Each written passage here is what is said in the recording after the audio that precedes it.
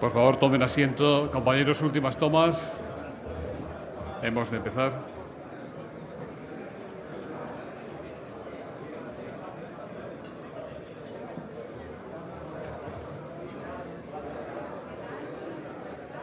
Excelentísima señora Presidenta de la Asamblea de Madrid, excelentísima señora Secretaria de Estado de Comunicación,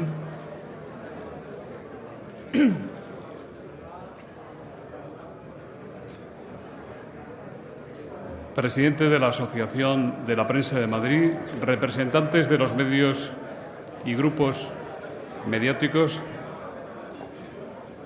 señoras y señores,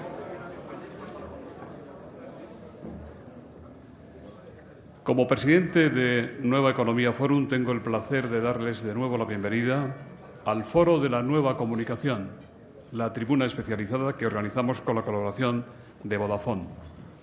Nuestro ponente de hoy, don José Miguel Contreras, va a ser presentado por José Miguel Monzón, Gran Wyoming. La tribuna es suya.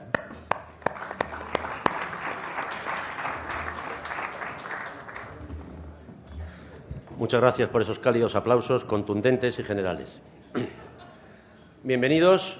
Me toca a mí dar la bienvenida, supongo, y agradecer la presencia a todos los que hoy se encuentran aquí, a pesar de que no soy responsable en absoluto de la organización del acto. La tribuna es mía, pero soy un interino. Me han dicho que tengo que hablar 5 minutos. Nunca he hecho tal cosa.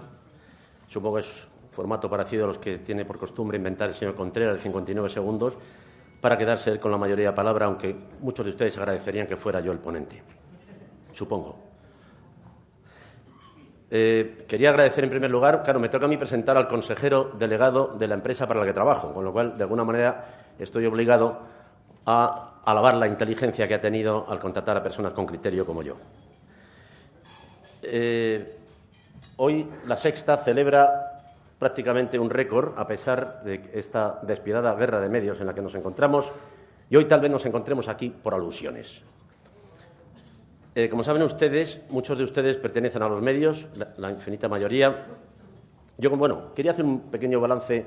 Yo conocí a José Miguel Contreras profesionalmente cuando era director de programas de Telemadrid. Tuvo a bien ofrecerme un programa que era lo que llaman un late night. Fue el primer late night que se hizo en España. Me dijo, tienes que hacer el programa de David Letterman. Digo, ¿y eso qué es? Me enseñó un vídeo, digo, esto está chupado. Y efectivamente lo hice muy bien y tuvo un gran éxito.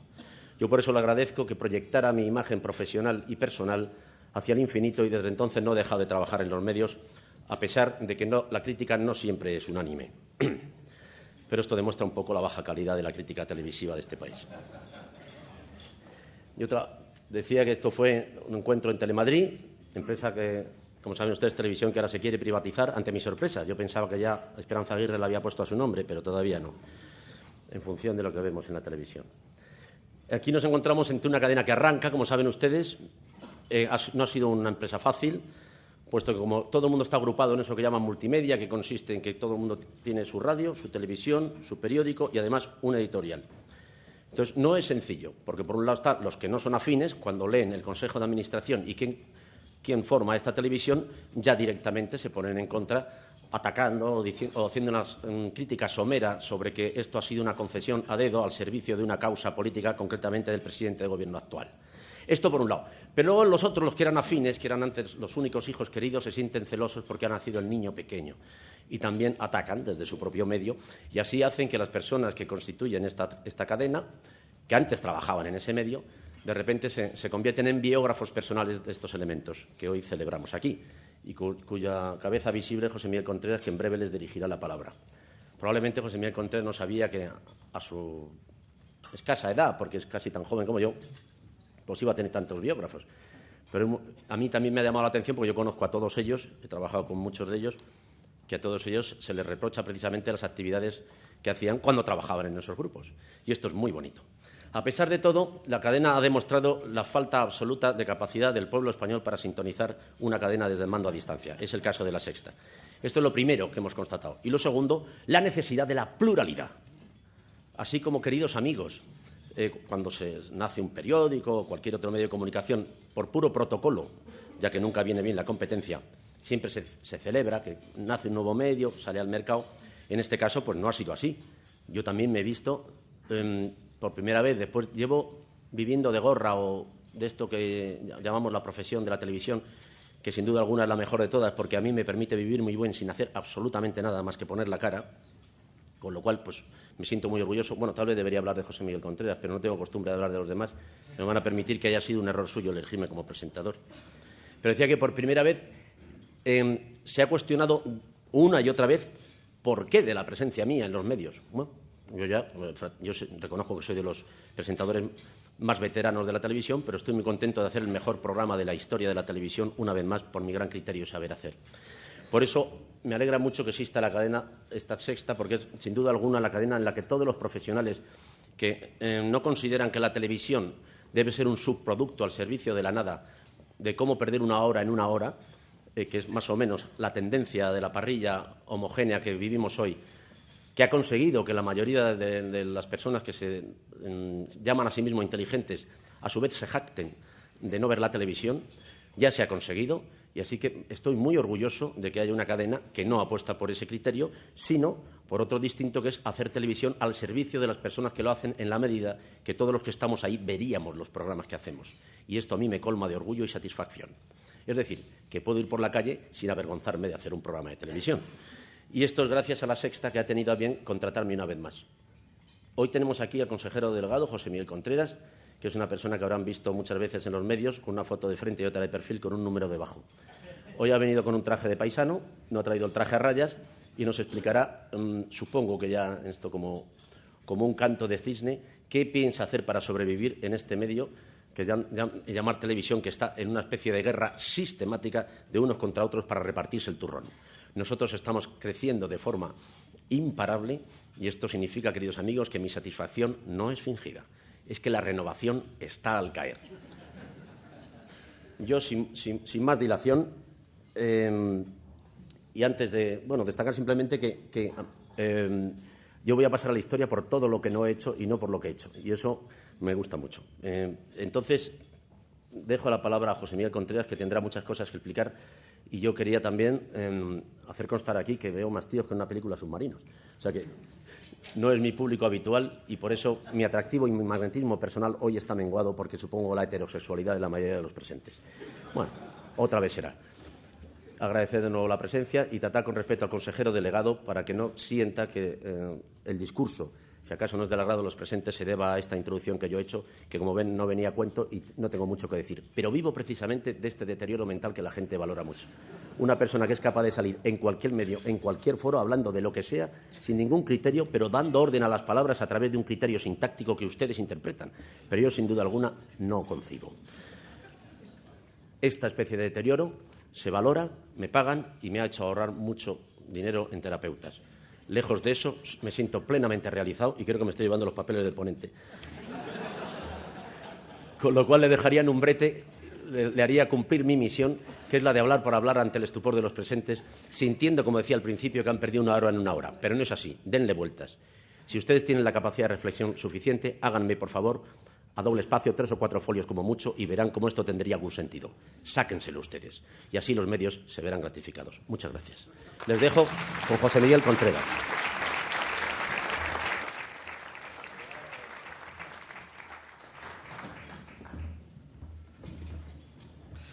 Bueno, buenos días a todos. Muchísimas gracias por la presencia y gracias, por supuesto, a Chechu, que creo que hacía muchos años que no madrugaba tanto, así que una experiencia más en su vida. Bueno, gracias al ciclo, por supuesto, que un año más ha tenido a bien invitarnos a reflexionar sobre la situación actual que vive el mundo de la televisión en nuestro país. Y más que nunca, yo creo que este ciclo tiene especial sentido porque nos encontramos realmente en un momento histórico.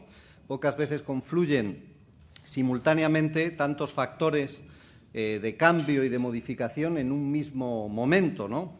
Los cambios tecnológicos, esta manía de los tecnólogos de inventar cosas que nadie les ha pedido, pues nos hace complicarnos la vida permanentemente cada poco, y realmente lo que está llegando al mundo de la televisión obliga a una modificación sustancial de todo lo que habíamos conocido. Como habitualmente me gusta decir, hubiéramos solucionado mucho en el tema de la televisión si entre todos hubiéramos pactado cambiarle el nombre y dejar de llamarle televisión y haberle buscado otro nombre, porque realmente lo que se avecina tiene muy poco que ver con lo que hemos conocido. Ya hace algunos años, con estos fenómenos de convergencia, los americanos empezaron a utilizar otra terminología y en esto de la fusión del mundo de la informática y el mundo de la televisión llegaron a acuñar una expresión que era el teleputer. Pero claro, traducido al español era la teleputadora y entenderán ustedes que no parece una acepción muy afortunada como para que la incorporemos a nuestro gremio. A la vez, la situación económica que tanto preocupa a todos, evidentemente nos plantea que justo en el momento en el que hay que modificar toda la estructura del modelo televisivo español, nos tenemos que enfrentar a un problema con el que no se contaba, desde luego, ni cuando los tecnólogos inventaron los nuevos equipos, ni cuando se planificó el futuro o el desarrollo de las empresas que hoy competimos en el sector. Ante todo esto se plantea un evidente cambio de modelo y se produce la coincidencia, yo creo que afortunada y acertada, de que el Gobierno plantea elaborar una ley general del audiovisual, por fin, por vez primera realmente en España, porque hasta ahora lo que teníamos es una legislación por acumulación. Ha habido más de una docena de leyes diferentes que han legislado aspectos concretos de la televisión, creando en muchos momentos contradicciones y situaciones críticas de indefinición que todos conocemos. Hay la voluntad firme de, por vez primera, elaborar una ley general que regule todo el sector y, por tanto, creo que es bueno que no nos equivoquemos en este proceso. Es un proceso que yo creo que no debería tener ningún tipo de tinte ideológico. Creo que tanto Gobierno como oposición deben participar activamente en este proceso, puesto que de lo que se trata es de crear un marco legislativo, por lo menos de aquí a una década, donde todos podamos coexistir intentando realmente competir en lo que tenemos que competir, que es el mundo de las ideas y no en otros factores que desgraciadamente en muchos casos nos han ocupado. El proceso de negociación con el Gobierno, que por parte de las televisiones privadas encabeza nuestro presidente Alechu Echevarría, se está llevando, yo creo que de momento en esta primera fase de buenas maneras. El Gobierno, a través de la vicepresidenta del Gobierno, nos hizo una invitación al sector en el cual se abría una oferta de diálogo sin condiciones previas, así se nos dijo, sobre la base de que si había consenso en el sector, esto pesaría significativamente en el Gobierno a la hora de tomar sus decisiones. Así que, pues coordinados por nuestro presidente, hemos desarrollado a lo largo de estos meses, hemos iniciado un proceso de diálogo entre las cadenas, algo muy poco habitual, también hay que reconocerlo, en este sector. Este es un sector complicado. Creo que buen ejemplo son las presencias en este foro, donde cada vez que alguno del sector venimos casi siempre despierta interés porque va a haber seguro materia conflictiva. Yo creo que era de González Ruano la frase, o por lo menos en algún sitio leí que se la atribuían, que refleja perfectamente lo que es este sector. Esta es una casa en la que todos hablan mal de todos y, desgraciadamente, todos llevan razón. Pues esto es un poco lo que nos pasa. Yo creo que la mezcla de intereses particulares de cada uno, el vivir en un medio que vive de competir, que vive, nunca olviden, que nuestro sector suma 100 y por muy bien que lo haga alguien no se consigue que sume 120. Cada punto que consigas, cada décima que subas es porque se la has tenido que arrebatar a alguien, con lo cual la coexistencia y la convivencia acaba siendo siempre complicada. Esto lleva, lo decía Chechu, aunque no es el objeto de la charla, permítanme que también hoy es un día muy importante para la historia de La Sexta simbólicamente. Por vez primera, La Sexta ha alcanzado el 6% de audiencia, con lo cual ya entiendo que el sector y nuestros competidores dirían, pues vale, ya está, ¿no? Quedaos ahí. Y no hubiéramos tenido ningún inconveniente si 4 se hubiera quedado en un 4, Telecinco en un 5 y Antena 3 en un 3. Pero como ellos no lo han cumplido, vamos a intentar subirlo. Es nuestro récord histórico. El año pasado, a estas alturas, teniendo el Eurobasket, llegamos a hacer un 5,5% y hoy, con programación convencional, hemos alcanzado una marca que, insisto, a partir de ahora el objetivo tendrá que ser volverla a subir. Pero bueno, no muchos confiaban en que alcanzáramos estos resultados. Incluso me podría incluir dentro de ese grupo si no se lo contaran a nadie. Bueno, ¿qué es lo que hemos hecho dentro de este marco de elaboración o de pensar qué puede ser la televisión del futuro en España? Hemos hablado todos los grupos. Yo, personalmente, como responsable de mi grupo y de La Sexta, me he entrevistado con todos los consejeros delegados de las televisiones, menos con uno que no quieren hablar con nosotros.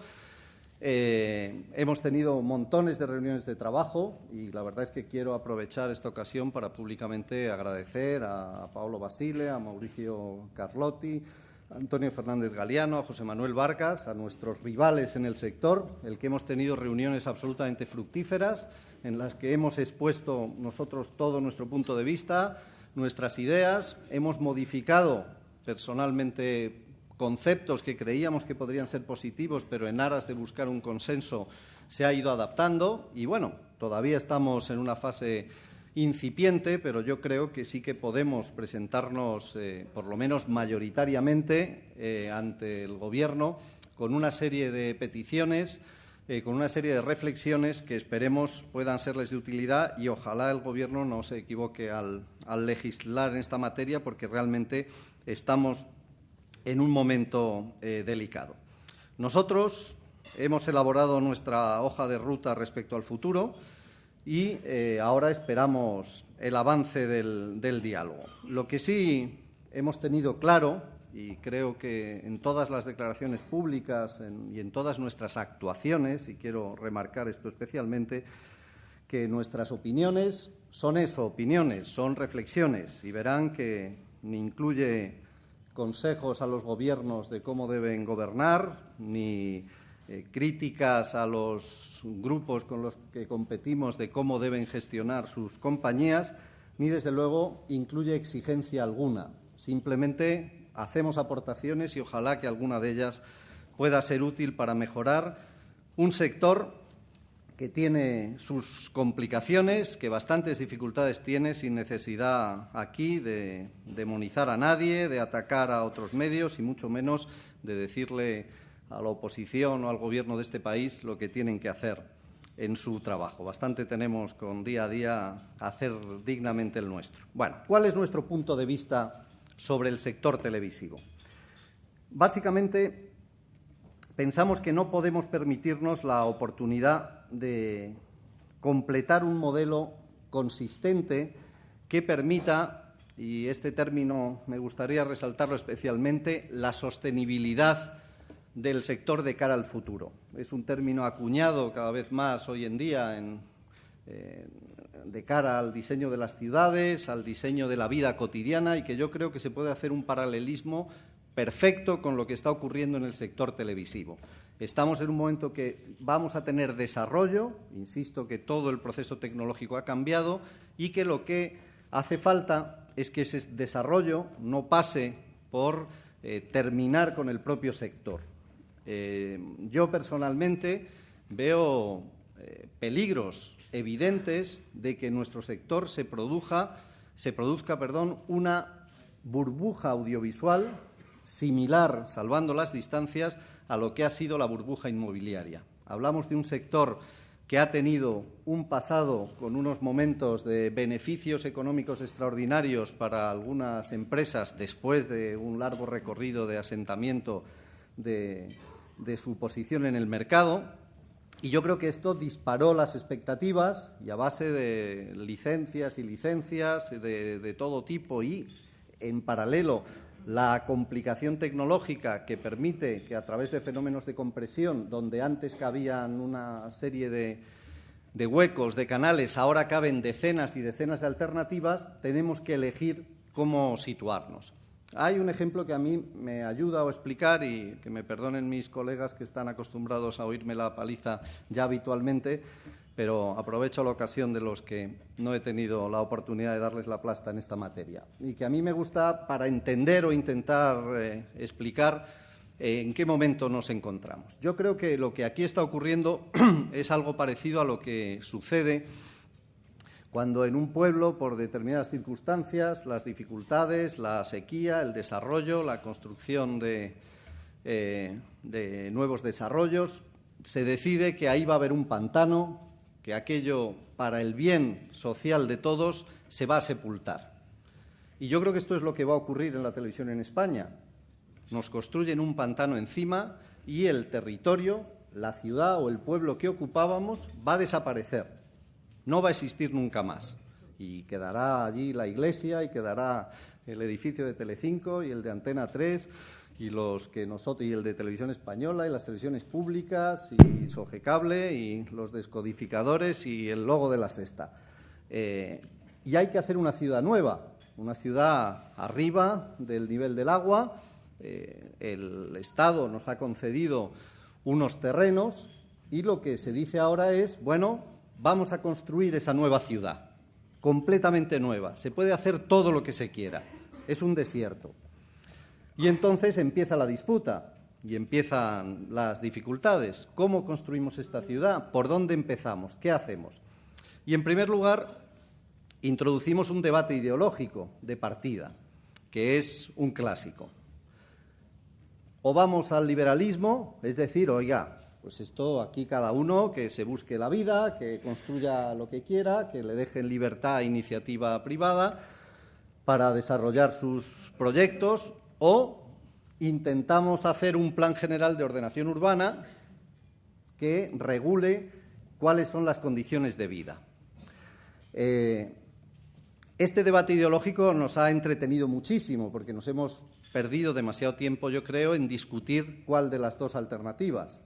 Ya desde el primer momento, evidentemente, me defino marcadamente por la segunda. Yo creo que la peor situación y el peor esquema que podría tener nuestro sector es la apertura del salvaje oeste. Es decir, que ahora, como fue y recordamos todos de las 1000 reconstrucciones de las películas, el Gobierno lance la salva al aire y empecemos todos en nuestras caravanas a correr a ocupar ese nuevo espacio, golpeando a los de al lado y a ver si se cruza alguien de por medio, dispuesto a través de duelos a resolver las disputas. Creo que sería mucho más sensato y que tenemos experiencia y profesionales más que suficientes y, insisto, que al no ser un tema de partido, creo que tanto la oposición como el Gobierno, piensen que también la oposición gobierna en algunos territorios donde tienen modelos televisivos muy fuertes a través de las televisiones autonómicas, por tanto implica a todos, tenemos la oportunidad de hacer algo sensato y algo que, insisto, de alguna manera evite la posible burbuja audiovisual que se puede avecinar y que puede suponer la desaparición de grupos, la muerte de muchos sectores, la ruina para muchas iniciativas empresariales si no se estructura adecuadamente. Pienso que es mucho mejor que escribamos entre todos un plan general de ordenación urbana, que veamos el tamaño de las calles, que veamos qué servicios públicos debemos tener, dónde estarán las escuelas, los hospitales, dónde habrá zonas de esparcimiento y dónde, con un reparto justo y equilibrado, se garantice al ciudadano que va a venir a visitarnos cada día a través del televisor, que va a disfrutar de un espacio sostenible, digno y que ojalá represente la España que supongo a todos nos gustaría tener también en materia televisiva. Para ello, ¿qué es lo que habría que hacer o qué es lo que pensamos nosotros que habría que hacer? Bueno, en primer lugar, por supuesto que tenemos este clásico debate. El otro día en la presentación al desayuno del presidente de la Corporación Radio Televisión Española se habló del tema, la definición de la televisión pública. Es verdad que es una de las cuestiones más absurdas del mundo. Yo desde luego, ya desgraciadamente voy cumpliendo años. Este mes he cumplido 50, lo cual es una tragedia que espero ustedes sean comprensivos a la hora de analizar ya el nivel de deterioro en el que uno va entrando. Pero claro, lo terrible cuando llegas a estas edades y haces balance es que recuerdo que cuando salí de la universidad en el año 80, el debate era el mismo. Estábamos con la definición de la televisión pública y uno se pregunta, ¿pero qué narices, dónde está el problema para definir la televisión pública? Es tan difícil, es tan complicado el que una y otra vez cuántos gobiernos, cuántos debates, cuántas discusiones sobre hay que reflexionar sobre la televisión pública. Pues ¿por qué no se reflexiona? Yo, sin ánimo de ofender a nadie, por intentar avanzar y dar una opinión, propongo una definición de la televisión pública. A mí me parece que la televisión pública en España debería ser una programación complementaria a la televisión privada, elaborada con un objetivo de servicio público y sin dependencia del mercado comercial.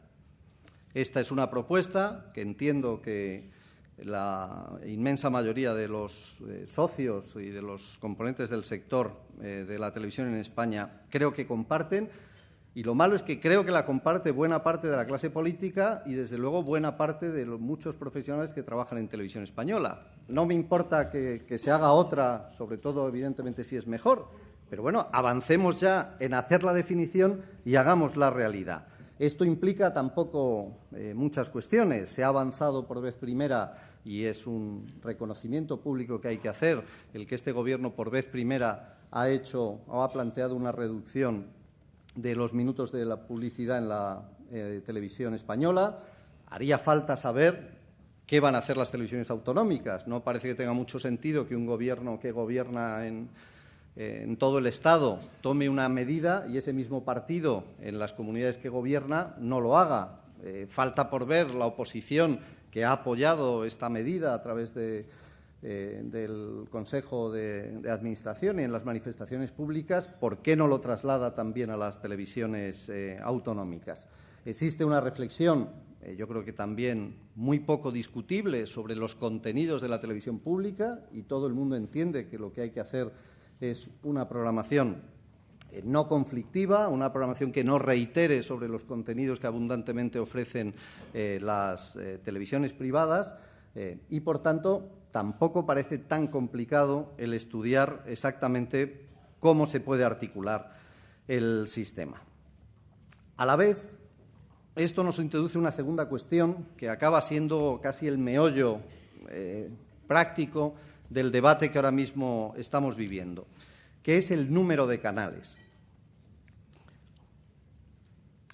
Como decía, la tecnología de la televisión digital terrestre, la TDT, permite que en un espacio donde ahora competíamos un grupo de canales de diferentes niveles, Antena 3 y Telecinco en un primer estadio, 4 y La Sexta como canales más recientes y 2 proyectos incipientes como son Veo y Net, más las televisiones públicas. Bueno, pues en ese espacio que, digamos, podría conducir en un futuro, cuando Veo y Net desarrollen realmente íntegramente sus proyectos, a que haya 8 posibles canales. Bueno, en ese espacio se supone que caben hasta 32 canales de televisión, a lo que habría que sumar los 8 de las televisiones públicas autonómicas.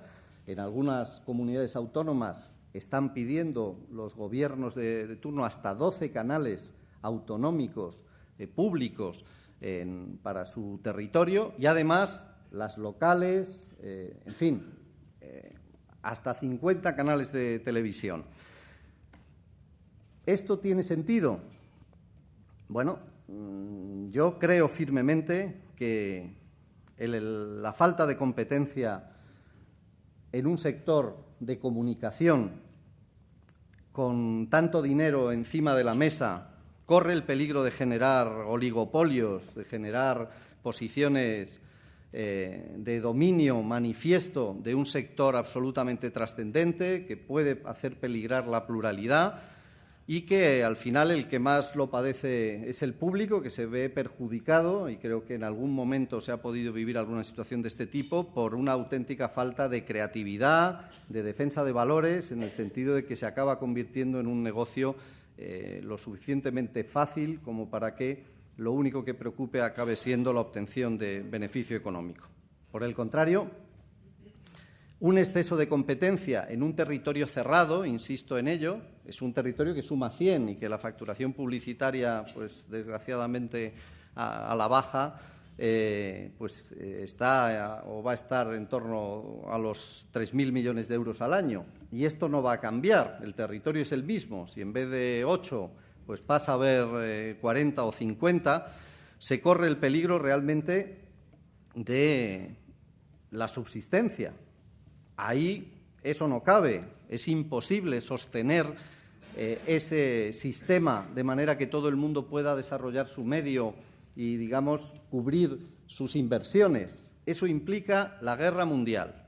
Eso es imposible y, evidentemente, lo que se va a producir es la caída de muchos grupos, su compra, adquisición o absorción por parte de otros y una remodelación completa que ahora mismo es imposible de definir. Ganará pues el que tenga más capacidad creativa, el que sea más inteligente, el que se mueva mejor, el que sea más agresivo y se supone también el que tenga más dinero detrás para apoyarlo. Ya digo de antemano, para que nadie lo interprete como un gesto de debilidad que a nosotros, a nuestro grupo, nos dé miedo. Llevamos toda la vida compitiendo, creo que hemos dado ejemplos evidentes de que si hay que pelear, peleamos hasta el último minuto, y si este es el modelo que finalmente Gobierno y oposición nos ponen encima de la mesa y el sector lo acepta, vamos a ser los primeros y, desde luego, vamos a estar en las caravanas luchando hasta el final. Pero me parece una demencia.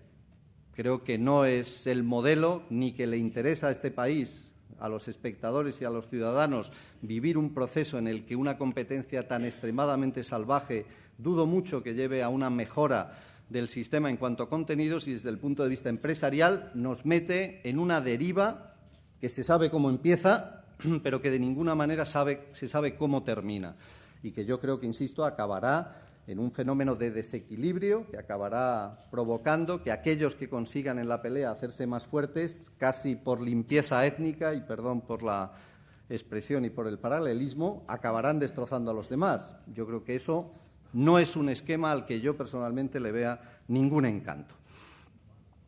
Hay soluciones, evidentemente, y hay soluciones de sentido común y que habrá que introducir, para no tampoco abrir más polémicas, pero hay cosas evidentes, es decir, que se introduzca en España la posibilidad de hacer televisión de pago en televisión digital terrestre, como se hace en todas partes. Bueno, pues es una posibilidad donde, curiosamente, todos los grupos, todos están de acuerdo en España, y la única duda es cuál debe ser la fecha de incorporación. Pero bueno, habrá que ir pensándola, más que nada para planificar si es que realmente se fuera a hacer los grupos puedan planificar su estrategia. Existen posibilidades como la incorporación de la alta definición, que es uno de los inventos más extraordinarios que ha dado la tecnología, un nivel de calidad en la recepción de las señales absolutamente estratosférico y que lo único que necesita es espacio radioeléctrico para desarrollarla y para implantarla, pero hay que definir el estándar técnico, hay que dar plazos para cambio de equipos y tecnología, pero son soluciones que no solo aportan mejoras y calidad de la oferta, sino que además permiten reducir ese espacio y que, en vez de la nueva ciudad todos sean una suma de rascacielos, pues tengamos, como antes decía, siguiendo el símil de esta nueva ciudad, tengamos la posibilidad de tener zonas diferentes donde se circule sin atascos, sin colisiones y con un tipo de vida lo suficientemente abierta, lo suficientemente correcta y civilizada como para que apetezca vivir en ese país. Al final, a nosotros lo que nos apetece es lo que hemos hecho desde que empezamos a trabajar como productora de contenidos para el resto de cadenas, es competir en un mercado donde la creatividad y la capacidad artística y la innovación sean los elementos claves. También digo egoístamente, eso es lo que a nosotros más nos convendría que pasara. Un esquema en el que la destrucción del rival y su posible absorción o aplastamiento por parte de otros sea la única forma de sobrevivir, difícilmente contará con nuestro apoyo. Si ese es el camino, vayamos hacia él. Creo que tenemos una oportunidad real de que las cosas se puedan hacer bien. Esta posibilidad de empezar de nuevo, de olvidarnos un poco del pasado y de crear un nuevo esquema, creo que es una oportunidad que quienes estamos ahora mismo conviviendo en el sector no deberíamos desaprovechar. Muchísimas gracias.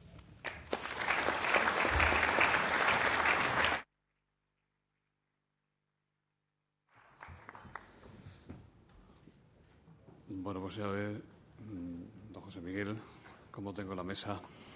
Voy a intentar aclararme un poquito.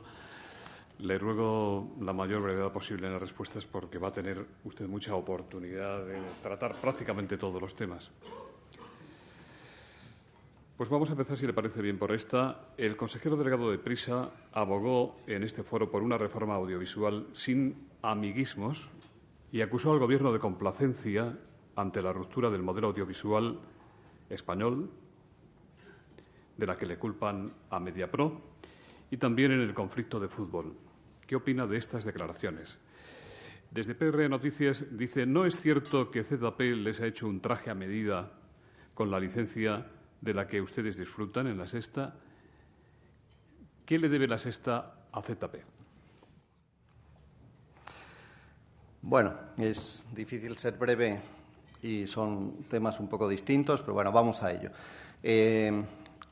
La verdad es que el otro día las declaraciones de Juan Luis Cebrián en este mismo foro personalmente me sorprendieron los titulares. Inicialmente no pude estar presente y al ver los titulares, pues una vez me extrañó, sobre todo porque cuando oí la frase esta de que pedía, no sé exactamente cómo se formulaba, que pedía al Gobierno una nueva ley general audiovisual realizada sin amiguismos. Reconozco que en el primer momento dudé si iba en serio o era una fina ironía por parte de quien lo pronunciaba, ¿no? Leído el titular, reconocerán que con lo que es la historia de este país, pues te deja un poquito extrañado. De todas maneras, luego que tuve la oportunidad de ver una grabación, vi que lamentablemente iba en serio, aunque tengo que reconocer que con Juan Luis Cebrián en estos últimos años me pasa que no me hace la más mínima gracia cuando hace un chiste y, sin embargo, me suelo partir de risa con algunas de sus afirmaciones en serio, porque realmente es absolutamente sorprendente que a estas alturas esta sea la declaración. Yo creo que dejémonos de palabras y hablemos de hechos. No estaría mal que lo primero que hiciera es, cuando dice eso, decir a quién se refiere, de qué tiene miedo, a quién le preocupa. Por si acaso, para no aplazar el debate excesivamente y en el supuesto caso de que esa alusión se refiera a nuestro modesto y humilde grupo, que nunca ha llegado tan alto en las valoraciones sociales, me permito recordar lo que acabo de decir. La posición de búsqueda de amiguismo ha consistido en que nos hemos reunido, yo personalmente, en 3 o 4 ocasiones con Paolo Basile, 3 o 4 ocasiones con Mauricio Carlotti, con Antonio Fernández Galiano de El Mundo y con José Manuel Vargas de Vocento, con papeles encima de la mesa, a negociar cuál es la oferta de conjunto. Yo he llevado mis propuestas, las que veía, y son ellos testigos, y hay aquí en la mesa representantes directos a los que no voy a comprometer, pero que podrían atestiguarlo, empezando por el mismo presidente de Euteca, en el que todos nuestros movimientos han sido públicos, activos, dialogados y consensuados con todo el sector, menos con un grupo que, supongo que luego habrá tiempo para hablar del tema, dice que no puede sentarse con gentuza como nosotros. Por tanto, yo creo que menos declaraciones y más actuaciones. Expliquemos lo que hay, lo que este grupo piensa y le pide al Gobierno. Se lo hemos pasado por escrito a todos los grupos televisivos y les hemos pedido que, si en algo no están de acuerdo, lo consensuemos y que estamos dispuestos, que no tenemos de principio ninguna condición y ninguna exigencia que sea para nosotros innegociable. No sé, a mí no me suena que eso sea una postura de alguien que está pretendiendo ir por detrás del asunto. Me gustaría oír un relato parecido de quien formula esas acusaciones acerca de cuál ha sido su agenda de trabajo durante esos meses y exactamente con quién se ha reunido y en qué tono. El otro día, comentando con un amigo precisamente las declaraciones. Además, es una persona que conoce muy bien a Juan Luis Cebrián y le hacía un poco esta reflexión, esta declaración sobre el amiguismo, ¿no? Y me decía una frase que, como no revelo el nombre, supongo que no le compromete en absoluto. Me decía, mira, no le des más vueltas. Para Juan Luis Cebrián, el amiguismo del Gobierno es todo aquello que no le favorece a él. Hasta ahí puedo llegar. Respecto al traje a medida, yo creo que es verdad que nos hicieron un traje a medida. Nos ha costado 540 millones de euros el traje. Si alguien lo quiere comprar, está a su entera disposición. Y realmente, si por traje queremos decir regalo, los regalos son regalos. A nosotros nadie nos ha cambiado una concesión para favorecer intereses, nadie ha cambiado una ley para darnos mayor posición de dominio en sectores radiofónicos ni de nada. Se nos ha dado la posibilidad de competir en un sector dificilísimo, durísimo, donde de momento lo único que hemos hecho es invertir una fortuna personal de todos los socios, que tenemos hipotecado bastante más que nuestro presente y buena parte del futuro. Como muchos españoles en hipotecas, pues nosotros nos hemos hipotecado haciendo un canal de televisión, que como hemos visto va bien, pero que desde luego andamos todavía lejos de obtener rentabilidad ninguna. Lo único que hemos hecho es invertir en un proyecto que, insisto, ningún grupo en España quiso entrar y quiso competir, y al concurso para la adjudicación de las televisiones solo acudieron dos grupos, el encabezado por mi amigo Blas Herrero y el nuestro, en el que, en competencia, la idea de Blas, no sé si posiblemente más inteligente, era hacer un canalito pequeño, muy ajustado de costos, que no tuviera prácticamente impacto, y el nuestro fue realmente hacer una apuesta de primer orden, de primer nivel, con el riesgo que eso conlleva. Fue la oferta que ganó. Es la primera vez en la historia que un concurso público en el sector audiovisual en España no ha tenido ningún recurso por parte de nadie, lo cual también conviene recordarlo para lo mismo, insisto. Una cosa son las palabras y otra los hechos.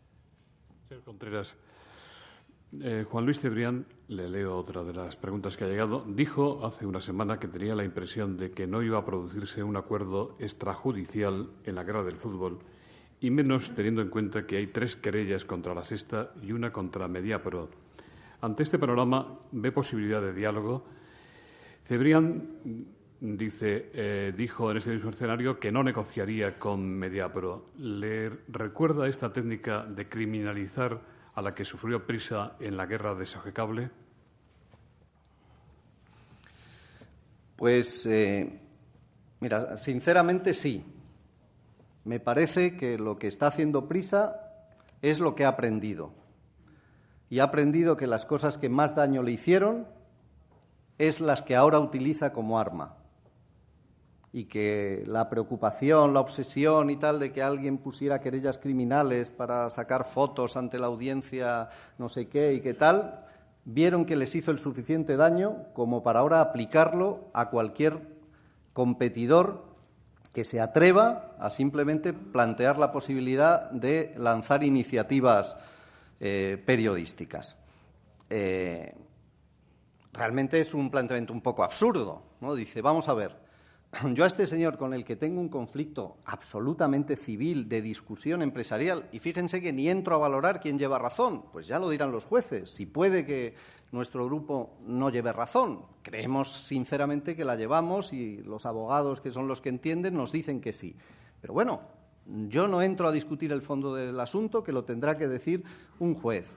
Mientras tanto, la única cuestión es hacer la convivencia posible. Pero el planteamiento es, bueno, yo no solo tengo un conflicto, no solo tengo una posible demanda civil, te pongo una querella criminal por estafa. Y entonces, a partir de ahí, el discurso es este que oímos. Dice, no, como tú tienes unas querellas por estafa, yo no me puedo sentar contigo teniendo en cuenta mi pedigrí y el tuyo. Dice, pero bueno, si la querella me la has puesto tú, esto dificulta un poco el diálogo. Pero vamos, de verdad me gustaría, aprovechando la oportunidad, aclarar de qué estamos hablando. Dijo el otro día Juan Luis Cebrián que pesaban 3 querellas sobre mí, lo cual me preocupó extraordinariamente, porque yo solo tenía 2. Entonces, temo rectificarle en público y decirle que una vez más miente y es falso, porque seguro que me pone otra esta mañana para realmente confirmar que llevaba razón. Así que aceptemos las 3, da igual, no importa nada. Dijo que eran 3 querellas admitidas a trámite.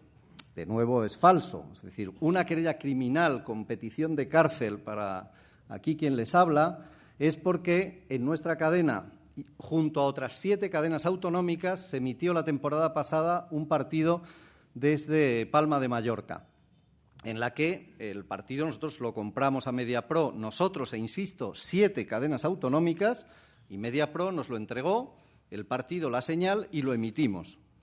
Esto, a juicio de Juan Luis Cebrián, merece la cárcel. Fueron al tribunal correspondiente, que no ha admitido a trámite la querella. Y ha dicho textualmente, oiga, usted tiene un conflicto civil, pues vaya al procedimiento civil y aclárelo, pero esto no es un procedimiento penal. Esa es una. La tercera ya luego la hablamos porque flota en el aire.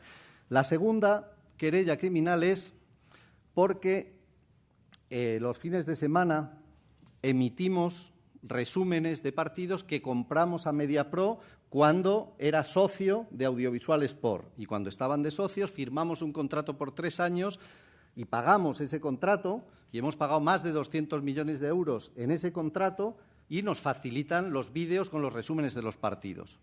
La querella criminal con petición de cárcel es por emitir esos resúmenes, que, insisto, tenemos un contrato y lo hemos pagado. En este caso, la querella, igual que ocurría en el caso del Mallorca, solo es contra La Sexta.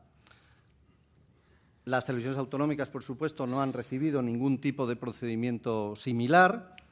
Y en este caso, eso sí, y ahí nos ando en el punto débil, claro, me han juntado en la querella pidiendo cárcel con un peligroso delincuente que todos ustedes conocen, que se llama Emilio Aragón. Entonces, se ha pedido pena de cárcel a Emilio Aragón y a mí porque emitimos unos resúmenes de unos partidos que hemos firmado un contrato y que hemos pagado.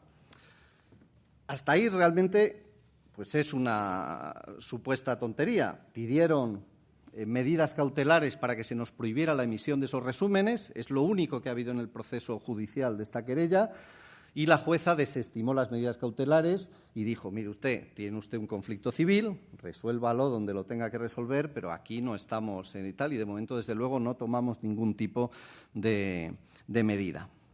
Pero claro, estas cosas luego tienen una parte de, si me permiten la indiscreción casi de contar una parte anecdótica, tiene una parte de vida cotidiana, que es evidentemente que es por lo que se hace. Es que salga en los periódicos que tienes una querella por estafa o por lo que sea, pues que lo sepan tus padres, lo sepan tus amigos, lo sepa tu familia, lo sepan tus hijos, lo sepan ustedes y el sector que está aquí, sin que, bueno, la gente sepa muy bien de qué va. Esto supone que tienes que ir a un juzgado, en este caso de esta querella que no se admitieron las medidas cautelares, pero me tuve que ir con Emilio Aragón los dos, con este peligroso delincuente, al juzgado de Colmenar Viejo una mañana, allí, a ver si nos caía la cárcel, la tortura física e incluso la excomunión, si hubiera sido posible, ¿no? Imagínense la llegada, cuando vas además con Emilio Aragón, pues a un juzgado penal a las 11 de la mañana. Nos metimos en un bar enfrente porque se retrasó el proceso y aquello fue... Solo quien ha tratado, quien está en contacto con personajes muy famosos conoce lo que es esto. Claro, entras en un bar, la camarera que lo regentaba empezó a llorar de emoción y tal. Emilio Aragón, toda mi vida contigo, he deseado siempre conocerte. Tenía fotos, sacó Bardel foto que había ido de pequeña a no sé qué programa del circo, tal. Empezó a llamar a su madre, se puso la madre a hablar con Emilio Aragón y tal. Salieron todos los camareros, la gente, tal, allí.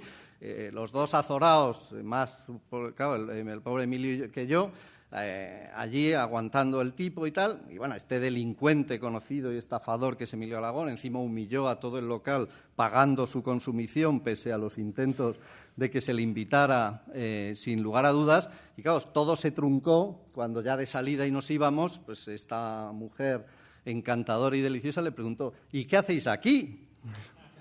Claro, en ese momento de silencio, yo, por supuesto, miré a Emilio y le dije: Emilio, ¿qué respondemos? Tal. Y ahí es donde se mostró el delincuente que lleva dentro. A Emilio no se le ocurrió otra cosa que responderle: nada, cositas del trabajo.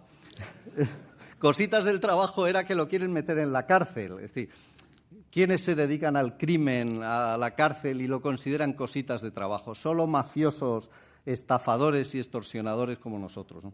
¿Pero crees que será recibido con el mismo interés en las duchas de la prisión? Seguro. Señor Contreras, ¿qué opina, le preguntan, de la polémica creada en torno a la compra de la Champions por Televisión Española, que ayer se hizo también con 4 partidos para el Mundial 2010 de la selección española? ¿Cree que la televisión pública, que en 2009 recibirá del Estado 55,26 millones de euros, más que este año, puede competir en estos contenidos? Bueno, volvemos a lo de antes, debate de televisión pública. Yo, aprovechando la pregunta, quiero decir públicamente que me parece que se está haciendo ahora mismo la mejor televisión pública que se ha hecho nunca jamás en la historia en España. Creo que desde el punto de vista informativo es la primera vez en la historia que el director de informativos no es famoso, y en estos casos todos sabemos lo que significa, desgraciadamente, hacerse famoso. No he oído especiales críticas por parte de la oposición, que siempre es un termómetro extraordinario para medir el grado de ejecución de esa tarea, que es lo que fundamentalmente aquí se buscaba, que en un esquema de pluralidad haya alguien que represente eso. Dicho eso, a mí el esquema de la televisión pública en España, a mí personalmente me parece un error. Pero vamos, no por opiniones personales, porque no funciona como en España en ningún país del mundo, en ninguno. El nivel de dependencia del mercado comercial es el más alto del mundo. Por tanto, yo creo que esto genera 2 problemas. Uno, que obliga a los competidores a trabajar en una desigualdad evidente por la falta de un criterio de competencia justo en la búsqueda de recursos. Y 2, la dependencia de publicidad obliga a Televisión Española a mantener una cuota de audiencia que le deriva en ocasiones al peligro de caer en contenidos única y exclusivamente basados en intentar justificar los presupuestos que tiene. Yo creo que esto es absolutamente un esquema malévolo, que a quien más perjudica es a la propia televisión pública, y de paso al sector privado, desde luego, nos pega un hachazo extraordinario. Dicho esto, yo lo que pido, o lo que creo que es lo razonable, es que las televisiones públicas, no solo Televisión Española, sino las autonómicas, tengan un presupuesto cerrado, tengan un presupuesto con unos fines claros de programación determinados destinados al servicio público y que la dependencia del sector publicitario se vaya reduciendo hasta desaparecer. Dicho eso, lo que haga con su presupuesto el Ejecutivo correspondiente y lo que él considere que debe ser servicio a los ciudadanos y servicio al país, pues me parece que no hay más posibilidad que te parezca bien. O sea, que eso ya será labor suya, de juicio, de historia. A mí, que compren una cosa o dejen de comprar otra, personalmente no me preocupa. Lo que me preocupa es el modelo por arriba. Quisiera ofrecer la posibilidad, ya que está aquí el presidente de Radio y Televisión Española, de que por alusiones intervenga, y también el presidente del Grupo KIS, el señor Herrero, al que usted se ha referido antes en la competencia por la licencia de la Sexta. ¿Quieren ustedes intervenir? Señor Herrero. A la realidad, si hubo 2 ofertas, la nuestra era un informativo pues que no se ajustaba quizás a los criterios que lo que dijo José Miguel, que sí se ajustaba a decir que era un formato muy pequeño y el de ellos era más generalista y es el que es. Nosotros no tenemos nada que decir porque incluso nos ofreció participar con ellos y después tuvimos una relación muy fluida, incluso tomamos una participación de ellos en otra televisión que tampoco después no se nos adjudicó por el que hizo el derecho de tanteo y estamos encantados con la relación con La Sexta. Nada más. Gracias. Señor Fernández. Bueno, seguimos. El presidente de UTECA, Alechu Echevarría, también aquí presente, puede intervenir si lo desea, ha emprendido, dicen, una cruzada por las comunidades autónomas para pedir a sus presidentes que reduzcan la publicidad en las cadenas autonómicas, como ya está haciendo Televisión Española.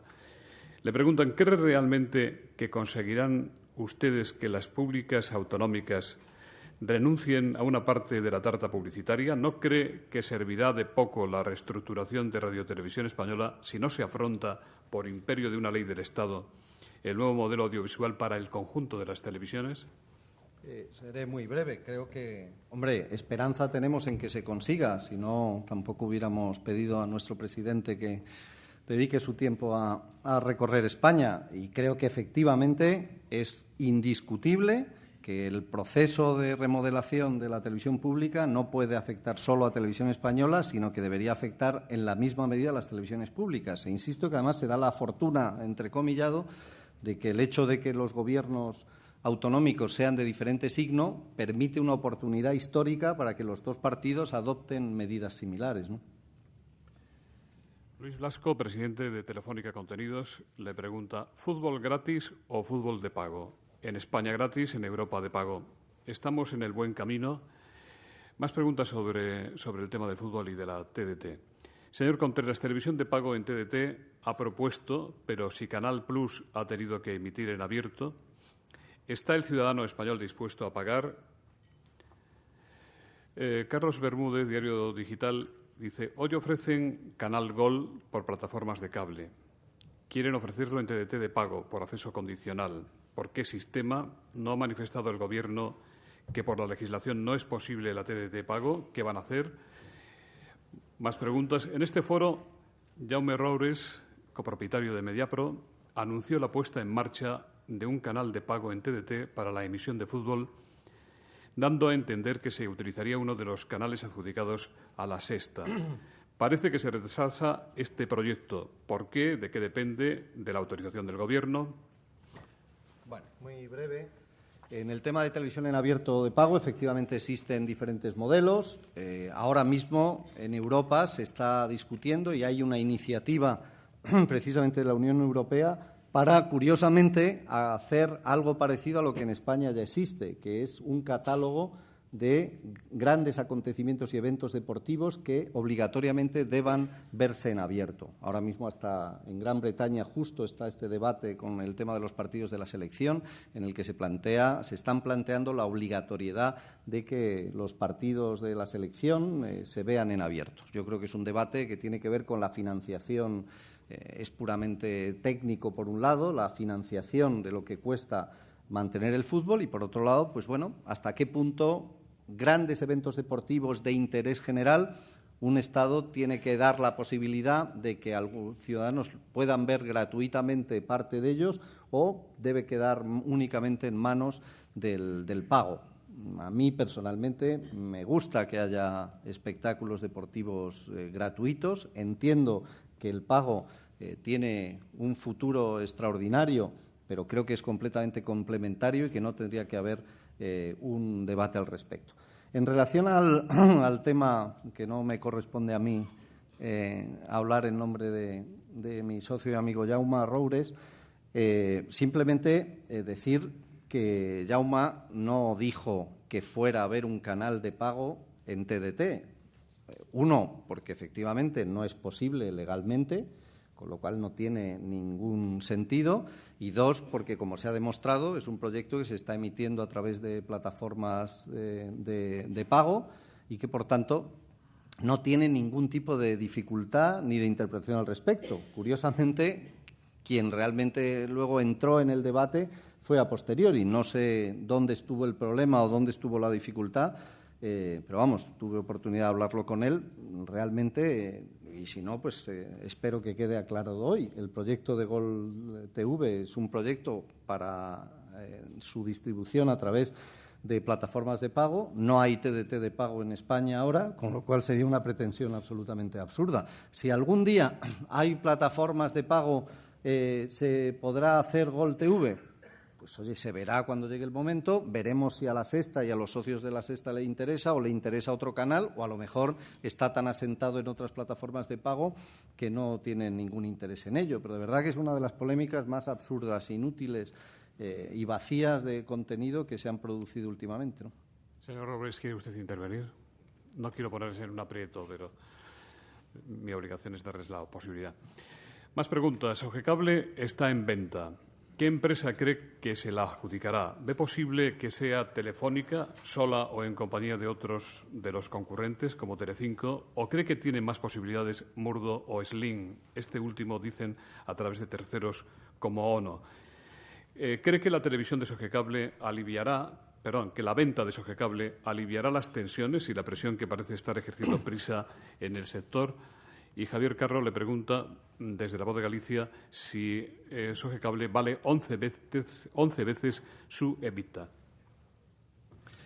Bueno, no entiendo que no me corresponde a mí. No tengo ni idea de quién puede comprar la plataforma de pago. Ya sería una cuestión casi anecdótica. Yo me permitiría apostar que, desde luego, nadie va a pagar en su sano juicio esas cantidades de las que se afirman. Pero vamos, no sé, que las cosas valen lo que alguien está dispuesto a pagarlas, ¿no? Entonces, pues no tengo opinión personal con respecto. Lo que estoy es deseando que lo vendan, a ver si con eso ayudamos a que se acabe el tema.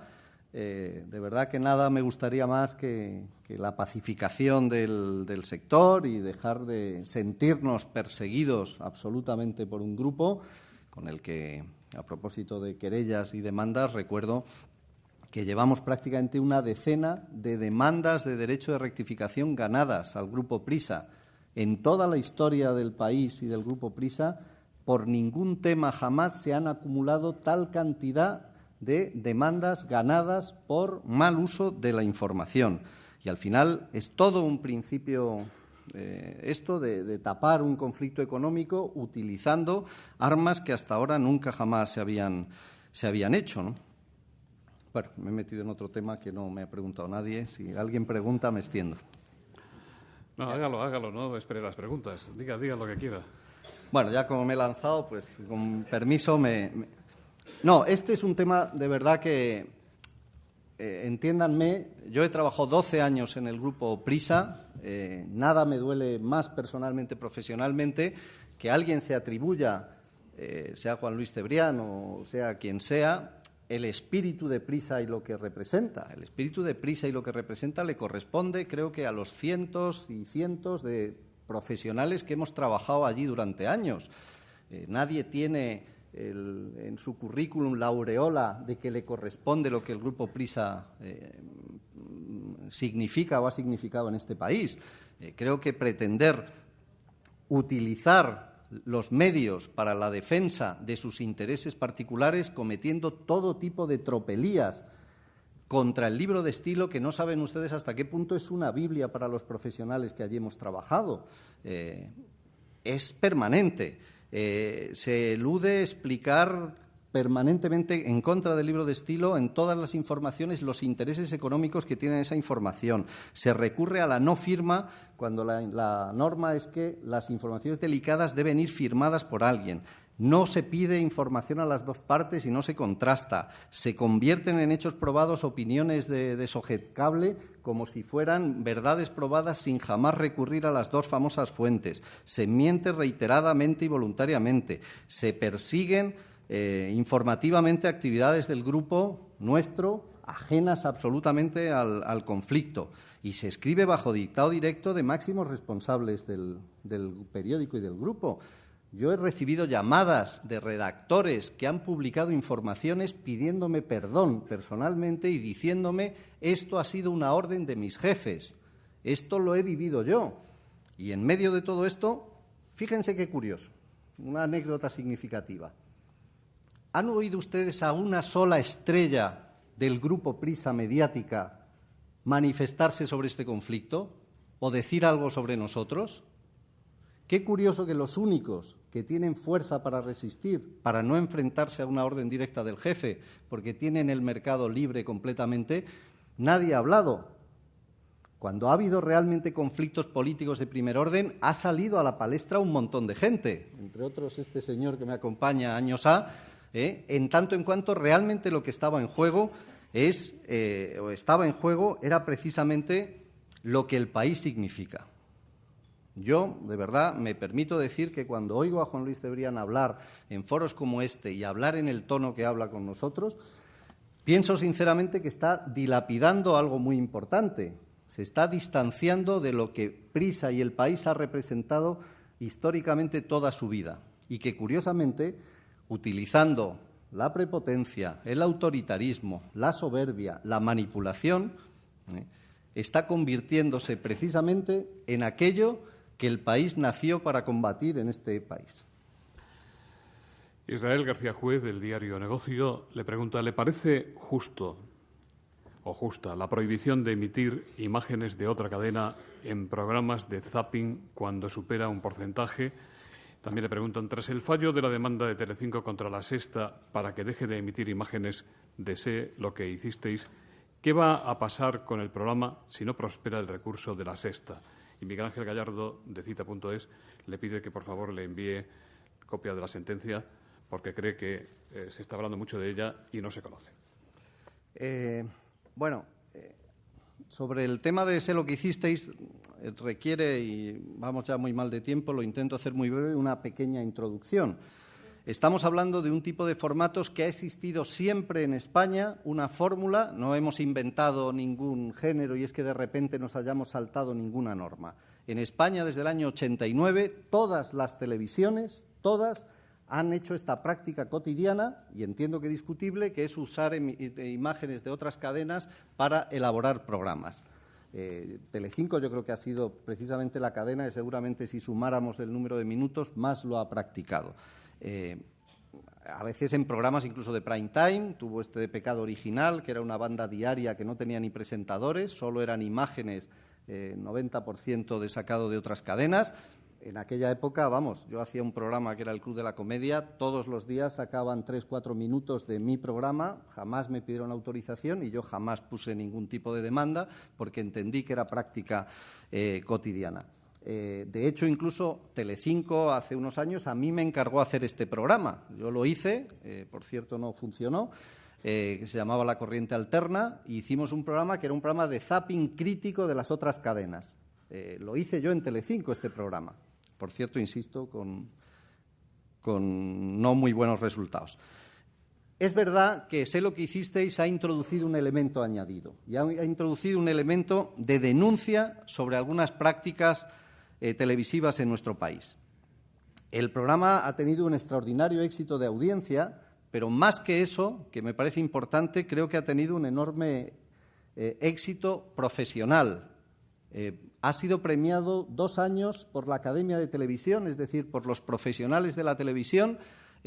Curiosamente, en una cadena pequeña han sido nuestros primeros galardones. Hemos obtenido las mejores críticas y tiendo a creer, a lo mejor inocentemente, que ha ayudado a cambiar un poco la televisión de este país, que ha ayudado a que a algunos profesionales les empiece a dar vergüenza hacer determinadas prácticas, que a partir de ahora, desde Sé lo que hicisteis, hay gente que dice, cuidado, que tampoco me puedo pasar. Y Sé lo que hicisteis ha hecho crítica furibunda, directa, contra todos, incluido nuestra propia cadena. No tenemos control ninguno sobre el programa, lo hace un equipo autónomo con el que ni siquiera nos vemos nunca jamás. En una ocasión, solo una ocasión, yo he intervenido, que fue en una ocasión en la que se insultó directamente con un insulto a profesionales de otra cadena, profesionales que justo los días posteriores a la muerte de Antonio Puerta, el jugador del Sevilla, en un programa de televisión hicieron un reportaje explicando que seguramente la muerte parece que se debía a una cuestión de drogas y que el hijo que esperaba a su viuda parece ser que no era suyo. Para denunciar ese hecho, insultamos gravemente, y yo pedí perdón por el insulto, nunca he oído disculpa de esos profesionales por hacer semejante salvajada y semejante vergüenza. ¿Cómo se hace esa denuncia? Pues evidentemente tienes que enseñar los hechos. Este era nuestro principio básico, que es el objetivo del programa no es evidentemente los vídeos, es la crítica. Y, por tanto, dos cuestiones para terminar. Uno, en el momento en que la sentencia sea firme, si es que no se atienden nuestros recursos, por supuesto que aceptaremos la legalidad y no se volverán a emitir imágenes de Telecinco. Y, en segundo lugar, el programa no es las imágenes de Telecinco, es el espíritu crítico hacia una forma vergonzosa, vomitiva y repugnante de hacer televisión en este país, hecha por algunos profesionales que a mí personalmente en ocasiones me da vergüenza que sean colegas, y ese espíritu se va a mantener. Incluso si lo podemos acentuar, lo acentuaremos para el futuro. Queda pendiente ahora la otra parte del recurso, que es si hay daños y perjuicios. Bueno, tema que nos preocupa relativamente. Aquí, perdónenme la maldad, pero en realidad La Sexta no le va a costar ni un duro. El programa lo produce una productora, que son responsables de todos los contenidos, y si hay algún tipo de sentencia en el que tiene que haber daños y perjuicios económicos por denunciar la basura televisiva en este país, pues sabremos cuánto piensa la justicia que hay que pagar por denunciar usos y abusos del mal ejercicio periodístico en nuestro país. Desgraciadamente no lo vamos a pagar nosotros, lo pagará Globomedia y, bueno, sabremos todos los profesionales cuánto cuesta esto. Señor Echevarría, presidente de Telecinco, ¿quiere intervenir en relación con este asunto? No, bueno, perdón, sí quiero decir, todo esto, mira, es un ejemplo perfecto de cómo este conflicto, que en particular nos añade a Telecinco, todo lo que he dicho me refiero en general, no a Telecinco, se ha resuelto con Telecinco extraordinariamente bien. Nosotros conocíamos la posición de Telecinco contraria a las imágenes, lo hemos discutido montones de veces, no hemos llegado a un acuerdo y cuando Paolo Basile me dijo pues vamos a poner una demanda y tal, le dije que me parecía perfecto porque es una manera razonable de resolver un conflicto entre dos puntos de vista. Telecinco ha decidido cambiar la política de los últimos 20 años de práctica televisiva, está en su completo derecho. Y si jurídicamente lleva razón, desde luego han defendido absolutamente sus intereses de uso de imágenes. Yo creo que tienen todo el derecho del mundo a ejercerlo y si ganan, desde luego, nosotros lo acataremos. Pero fíjense que es un ejemplo perfecto de cómo se puede resolver un conflicto en los tribunales, se dictamina y ya está. No hay por qué lanzar en paralelo ni meter al Gobierno de por medio, ni al nuncio, ni al Sunsun Corde, ni mandar a la cárcel absolutamente a nadie. El director general de Servimedia, José Manuel González Huesa, dice, muy cerca de aquí, en el Congreso de los Diputados, se está discutiendo de economía. ¿Cómo afecta la crisis a la televisión y, en concreto, a su cadena, la más joven y quizá la más controlada en gastos? ¿Puede afectar a la digitalización prevista para 2010? Y ya para terminar, para que usted agrupe las preguntas, José Fontes le pregunta si puede confirmar usted o desmentir que La Sexta emitirá a partir de primavera un programa semanal sobre la masonería. A ver que preguntan de todo, yo lo traslado. Vale. Bueno, el tema de la situación económica, pues evidentemente que todos estamos preocupados por la evolución del mercado comercial. Para La Sexta es muy complicado porque, como venimos de muy atrás, o sea, si yo presento aquí nuestras cifras de crecimiento son extraordinarias. Claro, es decir, si el año pasado hacíamos 3 y pico % y ahora hacemos 6, pues claro, tenemos subidas del 80, del 100% más de publicidad. En realidad no tiene ningún valor porque no sabemos cuánto hubiéramos facturado si el mercado hubiera ido bien. Preocupados estamos, reflexionando sobre el futuro absolutamente y estamos analizando, como todas las cadenas, nuestros planes de negocio de cara a la digitalización, que yo creo que sí que, desde luego, se verá seriamente afectada si la situación económica sigue decreciendo en términos de inversión comercial y si el año que viene se mantienen algunos de los porcentajes de bajada que hemos sufrido este año. Por tanto, pues bueno, esto se verá en su momento. Y respecto a la pregunta de si estamos haciendo un programa sobre la masonería para abril, no lo habíamos pensado, la verdad que me parece una buena idea. Tomo nota y, bueno, si hay petición de gente que quiere que se haga, pues no se me había ocurrido, nadie nos lo ha traído, nadie no lo habíamos pensado hasta ahora, pero bueno, es una idea, ¿no? Muchas gracias, señor Contreras, ha sido muy interesante. Cierra este acto José Romero, director de comunicación de Vodafone, entidad colaboradora del Foro de la Nueva Comunicación. Muchas gracias a todos. Yo creo que ha sido muy interesante. Enhorabuena por la presentación y también por lo que posiblemente Wyoming llamaría esta orgía permanente de celebraciones que lleváis, el 6% de la sexta, los 50 años. Y decir también que yo creo que personas que te conocen bien hablan de José Miguel Contreras, que aparte de todas estas características que se han puesto de manifiesto en su presentación, que tienen que ver con la convicción, con buscar soluciones conciliadoras, todas estas cosas, hay una característica que además yo creo que acredita la presencia de Wyoming hoy, que es su sentido del humor. Yo creo que el sentido del humor es fundamental para tomar decisiones mejores e inteligentes y creo que le ayudará pues, a progresar en el crecimiento de su compañía. Muchas gracias. Gracias.